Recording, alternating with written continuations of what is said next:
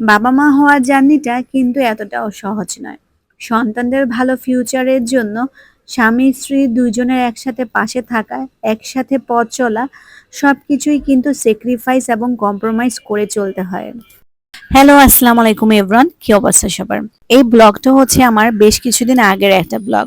Mainly হচ্ছে যেদিন হচ্ছে আমার হাসব্যান্ড গিয়েছিল তার আগের দিনের একটা ব্লগ ছিল এটা।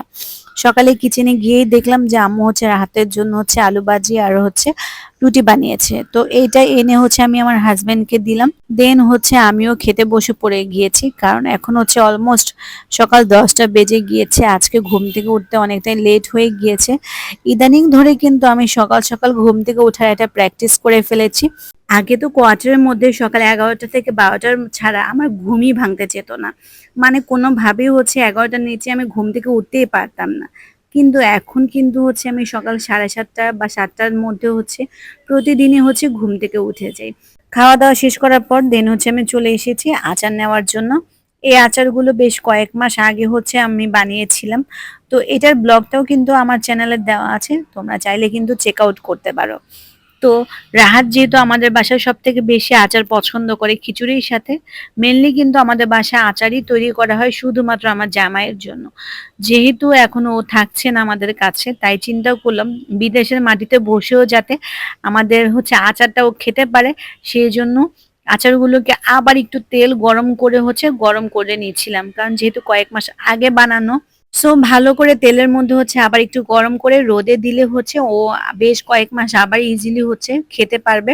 সে চিন্তা করেই মেইনলি হচ্ছে আমি আচারগুলোকে গরম করেছিলাম। বাট ও আসলে এরকম একটা মানুষ যে কাউকে কোনো কষ্ট দিতে চায় না।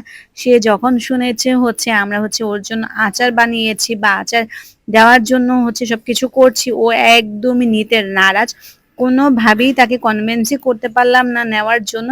পরবর্তীতে আর কি করার, এত কষ্ট করে হচ্ছে ওর জন্য আচারগুলো রেডি করেছিলাম। ও আর আচারটা নেয় নাই। পরে তো ও আমার সাথে কিছুটা চিল্লাচিল্লি করলো যে, "তুমি এত কষ্ট করে হচ্ছে আচারগুলো কেন করেছো? আমি কি বলেছি আমি নিবো?" কিন্তু আমি আসলে অনেক ভালোবেসেই ভেবেছিলাম যে হয়তোবা ও আমি আচারগুলো রেডি করলে নিয়ে যাবে। বাট সে নেয়ই নেই। যাই হোক, কিছু, কিছু মানুষ কিন্তু এরকম ঘাউড়া টাইপের আছে আমার জামাইয়ের মতো। বাই দ্য ওয়ে, এইদিকে টুকটাক কাজ করে চলে আসলাম হচ্ছে আমাদের মাছগুলো দেখার জন্য। মাছগুলো একটু, একটু বড় হচ্ছে কিনা সেটা চেক করার জন্য। আসলে কয়েকদিনের মধ্যে তো আর বড় হবে না। এদিকে হচ্ছে আমি আবার ওয়াফিয়ার জন্য আচার নিয়ে এসেছিলাম। সেও আচার খেতে কিন্তু বেশ পছন্দ করে। বাট সে যে অ্যাক্টিং করে দেখো, আচার খেয়ে পুরো ড্রেস একদম আচার দিয়ে ভরে ফেলেছে। এদিকে সে টেন্ট হাউস দিয়ে খেলা শুরু করেছে। পুরো ঘরটাও সবসময় এলোমেলো করে রাখে। ওর জন্য হচ্ছে একদম ঘর গুছিয়ে রাখতেই পারি না। সারাদিন আম্মু চিল্লাচিল্লি করে। ওয়াফিয়াকে কোনোভাবেই হচ্ছে কনভিন্স করতে পারি না যে একটা জায়গাতে বসে খেলো, পুরো ঘর নষ্ট করো না। বাট সে পুরো ঘরই এলোমেলো করে ফেলে। রাহাত যেহেতু হচ্ছে আগামীকালকে চলে যাবে, কালকেই রাতেই হচ্ছে ওর ফ্লাইট। সেহেতু চিন্তা করলাম যাওয়ার আগে কেননা ওর পছন্দনীয় কিছু খাবার ওর জন্য রেডি করি। স্পেশালি হচ্ছে আমার আম্মুর হাতের খিচুড়িটাও রাহাতের অনেক, অনেক পছন্দ। সবসময় হচ্ছে আম্মু যখনই হচ্ছে আমাদের বাসায় রাহাত আসে না কেন, এট লিস্ট খিচুড়িটা আর বিরিয়ানিটা সবসময় ওকে রান্না করে খাওয়ানোর চেষ্টা করে। আম্মু আবার জামাই কি খাবে না খাবে, কি খায় না খায় সব দিকে খেয়াল রাখে। একটা জামাই বলে কথা। আর এমনিতেও রাহাত আসলে অনেক কিছু বেছে খায়। সব খাবার কিন্তু ও খেতে চায় না। তাই রাহাতের জন্য জাস্ট অল্প পরিমাণে হচ্ছে আজকে খিচুড়ি রান্না করছে। আসলে সকালে খাওয়া-দাওয়া করার পর ও হচ্ছে অফিসে চলে যায়। দেন হচ্ছে রাত হচ্ছে ১১টার কাছাকাছি বেজে যায়। তো আমরা ভেবেছিলাম যে ও নিশ্চয়ই আর আজকে আসবে না, বাসায় চলে যাবে। তবে আমার বিশ্বাস ছিল যেহেতু হচ্ছে ও কালকে চলে যাবে, আজকে নিশ্চিত বাসায় আসবে। বাট কেন যেন এই বিশ্বাসের সাথে জিনিসটা কানেকশন করতে পারছিলাম না যে এত রাত হয়ে যাচ্ছে। বাট সে কেন আসছে না? মন বলছিল যে সে আসবে, বাট কেন যেন আসছিল না। পরে দেখলাম ফাইনালি হচ্ছে রাত 11:30টার দিকে হচ্ছে ও বাসায় চলে আসে। আর তখন কিন্তু হচ্ছে আমরা রাতের খাবার অলরেডি খাওয়া-দাওয়া কমপ্লিট করে ফেলি। আম্মু অসুস্থ হওয়ার পর থেকে আমরা হচ্ছে রাতের খাবারটা রাত ৮টার মধ্যে হচ্ছে কমপ্লিট করে ফেলি। যেহেতু রাত 11:30টাও বেজে গেছে, ও আসছিল না। তাই একটু কনফিউশনে ছিলাম। পরে যখন ও চলে এসেছে, তাই জাস্ট ওর হবে ওই আন্দাজ করে হচ্ছে বা আমি একটু খেতে পারবো, সে আন্দাজ করে হচ্ছে আম্মু জাস্ট অল্প পরিমাণে হচ্ছে খিচুড়ি রান্না করছে। যেহেতু রাহাত আবার হচ্ছে যেকোনো বাসি খাবার খেতে চায় না। মানে সে খেতেই চায় না এবং হচ্ছে বাসি খাবারের কথা বললেই প্রচুর রেগে যায়। তাই খাবার যাতে নষ্ট না হয় তার জন্য হচ্ছে খুব অল্প পরিমাণে খিচুড়ি রান্না করছিল। আর খিচুড়ির সাথে এখানে হচ্ছে মুরগির মাংস রান্না করলাম। রাহাতের আবার হচ্ছে গরুর মাংস অনেক পছন্দ, কিন্তু ওয়াফিয়ার আবার হচ্ছে মুরগির মাংস অনেক পছন্দ। তার কারণে বাসায় সবসময় মুরগির মাংসটাই আসলে রান্না বান্না করা হয়।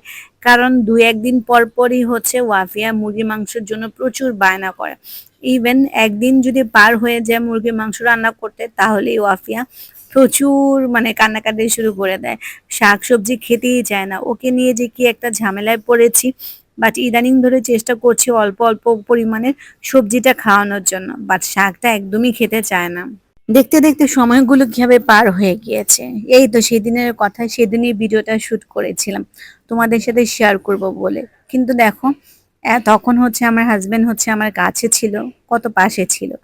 কিন্তু এখন কতটাই না দূরে আছে। এখন চাইলেও কেউ কাউকে দেখতে পারছি না। এভাবেই করি আসলে মানুষের জীবন কখন কোথা থেকে কিভাবে পরিবর্তন হয় কেউ বলতে পারে না। রাহাতের আসলে অনেক আগে থেকেই ডিসিশন নেওয়া ছিল যে ও বিদেশ যেতে চায়। ওর আবার বিদেশে যাওয়ার লাকটা অনেক ভালো, বাট দেশে ওরা আসলে লাক তেমন একটা কাজ করে না বলতে গেলেই চলে। তো যাই হোক, করোনার আগে হচ্ছে ও ডিসিশন নিয়েছিল চলে যাওয়ার। সবকিছু একদম ফাইনাল করেও ফেলেছিল যে চলে যাবে। বাট ওই মুহূর্তেটাই আমি হচ্ছে কনসিভ করে ফেলি, প্লাস হচ্ছে করোনাও চলে আসে। পুরো দেশ জুড়ে হচ্ছে দেশটাই পুরো লকডাউনে আটকে পড়ে যায়। তো সব মিলিয়ে আসলে তখন আর যাওয়া হয় নাই। পরবর্তীতে হচ্ছে এই যে সময় হচ্ছে চলে যায়, লকডাউন শেষ হয়, ওয়াফিয়া হচ্ছে পৃথিবীর মুখ দেখে, দেন হচ্ছে ওয়াফিয়ার মায়ায় জড়িয়ে যায়, যার কারণে পরবর্তীতে আস্তে আর যাওয়া হয়নি। দেন হচ্ছে আমরা পরবর্তীতে দুজন মিলেই ডিসিশন নেই যে এখন হচ্ছে একদম হাই টাইম যে তোমার এখন হচ্ছে আর দেশে থাকলে চলবে না, বিদেশ যাওয়াটাই তোমার জন্য একদম বেটার। যেহেতু ওয়াফিয়া এখন মাশাআল্লাহ অনেকটাই বড় হয়ে গিয়েছে, সামনে ওকে ভালো স্কুলে দিতে হবে। সো অনেক রেসপন্সিবিলিটি রয়েছে, মা বাবা হিসেবে আমাদেরকে পালন করতে হবে। তাই এখনই হাই টাইম হচ্ছে তোমার চলে যাওয়ার। পরবর্তীতে সবকিছু গোছগাছ করেও ফেলেছিল যাওয়ার জন্য। তার মধ্যে হচ্ছে আম্মু অনেক বেশি অসুস্থ হয়ে যায়। দেন হচ্ছে আম্মুকে নিয়ে হসপিটালে দৌড়াদৌড়ি, দেন হচ্ছে ইন্ডিয়াতে গেলাম, ওইখানে দৌড়াদৌড়ি। সবকিছু মিলিয়ে গোছগাছ করতে আর যাওয়া হলো না ওর। মানে ওই সময়টা ওখানেই শেষ হয়ে গিয়েছিল। অ্যাকচুয়ালি হচ্ছে ও না থাকলে আমার পক্ষে এত ডিপ্রেশন কাটিয়ে এত কঠিন ডিসিশন নিয়ে সবকিছু আসলে করাটা এতটাও স্মুথ হতো না। আসলে ওর অ্যাবসেন্সটা এখন হচ্ছে আমাকে খুব কষ্ট দেয়। লাইফে আসলে একটা মানুষের অ্যাবসেন্স জীবনে অনেক কিছুরই আনন্দ কেড়ে নেয়। পরবর্তীতে যখন এখন হচ্ছে সবকিছু মোটামুটি স্মুথ হয়ে গিয়েছে, সবকিছু এদিক দিয়ে আমাকে গুছিয়ে টুছিয়ে, তারপর হচ্ছে আমার শ্বশুর শাশুড়ির ওই দিক থেকেও সবকিছু গুছিয়ে দিয়ে দেন হচ্ছে ও হচ্ছে এখন ফাইনালি হচ্ছে ডিসিশন নিয়েছে যে না এখন হচ্ছে আর হচ্ছে বসে থাকলে চলবে না। যেহেতু জাস্ট এই বছরের লাস্টে হচ্ছে আমরা ইনশাল্লাহ ওয়াফিয়াকে ভালো কোনো স্কুলে অ্যাডমিশন নেওয়াবো। বাবা মার আসলে অনেক দায়িত্ব থাকে, চাইলেও হচ্ছে আমরা অনেক কিছুই স্কিপ করতে পারি না। সন্তানদের ভালো একটা ফিউচার বেটার লাইফের জন্য অনেক কিছুই স্যাক্রিফাইস করতে হয়, যেটা এই মুহূর্তে হচ্ছে আমি এবং আমার হাজবেন্ড স্যাক্রিফাইস করছি। একসাথে থাকার যে একটা আনন্দ, সুখ দুঃখ ভাগ করার যে একটা আনন্দ, সেই সুখগুলো সবকিছুই হচ্ছে কম্প্রোমাইজ করতে যাচ্ছি। তবে সবাই তোমরা দোয়া করবে যে একটা উদ্দেশ্য নিয়ে আমার হাজবেন্ড হচ্ছে ডিসিশন নিয়েছে সবকিছু ছেড়ে যাওয়ার জন্য, ওই উদ্দেশ্যটা যেন সাকসেসফুলি ফুলফিল করতে পারে এবং ভালো একটা ফিউচার যেন আমরা আমাদের সন্তানকে দিতে পারি। তো কথা বলতে কিন্তু আমাদের এইদিকে হচ্ছে রান্নাও কমপ্লিট হয়ে গিয়েছে। রান্না করতে আজকে প্রায় হচ্ছে ১টার কাছাকাছি বেজে গিয়েছে। তো এজন্য আর বেশি কিছুই রান্না করলো না। খিচুড়ি আর মুরগির মাংসের সাথে নিয়েছি সালাদ। তো এখন হচ্ছে ওর পাশাপাশি আমিও হচ্ছে অল্প পরিমাণে খেয়ে ফেলবো। কারণ ওর সাথে ঘোরাঘুরি করতে আমারও অনেকটা ক্ষুধা লেগে গিয়েছে। সো এই তো ছিল আমার আজকের ব্লগ। নেক্সট ব্লগে আবার দেখা হয়ে যাবে তোমাদের সাথে। আর যারা এখনো পর্যন্ত আমার চ্যানেলটিকে সাবস্ক্রাইব করনি, please do subscribe my channel. আর অবশ্যই কিন্তু ফেসবুক পেজটিকেও ফলো দিতে ভুলবে না। নেক্সট ব্লগে আবার দেখা হবে। টিল দেন আল্লাহ হাফেজ।